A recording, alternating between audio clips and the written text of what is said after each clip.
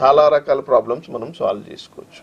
అంటే డాక్టర్ గారు ఇప్పుడు రెగ్యులర్ ఎక్సర్సైజ్ చేసుకోవాలని అంటున్నారు కదా, అంటే కొంత ఎక్కువ ఏజ్ ఉన్న వాళ్ళు చేసుకోలేరు, ఎక్సర్సైజ్ చేయలేరు వాళ్ళు, వాళ్ళకి అంటే ఎలా అంటారు, వాళ్ళు ఏం చేయాలంటారు? ఏ ఏజ్కి సరిపడా ఆ ఏజ్కి అంతేనమ్మా. ఇప్పుడు 20 ఏళ్ళ వాళ్ళు చేసేది 60 ఏళ్ళ వాళ్ళు చేయలేరు.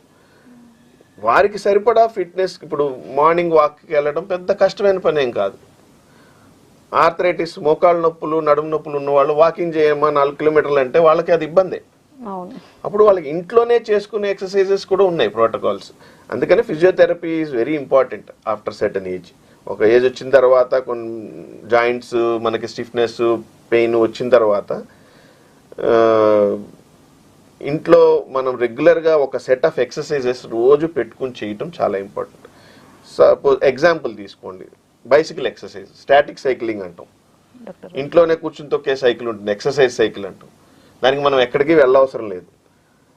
అది ఇంట్లోనే కూర్చుని మన బరువు అంతా సీట్ మీదే ఉంటుంది, ఆ సైకిల్ యొక్క సీట్ మీదే ఉంటుంది. మోకాలకి ఎక్సర్సైజ్ అవుతుంది, మొబిలిటీ అవుతుంది. సో అలాంటివి చేసుకోవచ్చు. ఓకే డాక్టర్ గారు, అలాగే అంటే ఇప్పుడు ఎక్కువగా ఏమంటే ఆర్థరైటిస్ అంటే ఏంటి, వాటిలో ఎన్ని రకాలు ఉంటాయి అంటారు? ఆర్థరైటిస్ అంటే, ఆర్థ్రోస్ అంటే జాయింట్ అమ్మ, ఐటిస్ అంటే ఇన్ఫ్లమేషన్. మనం తెలుగులో చెప్పుకోవాలంటే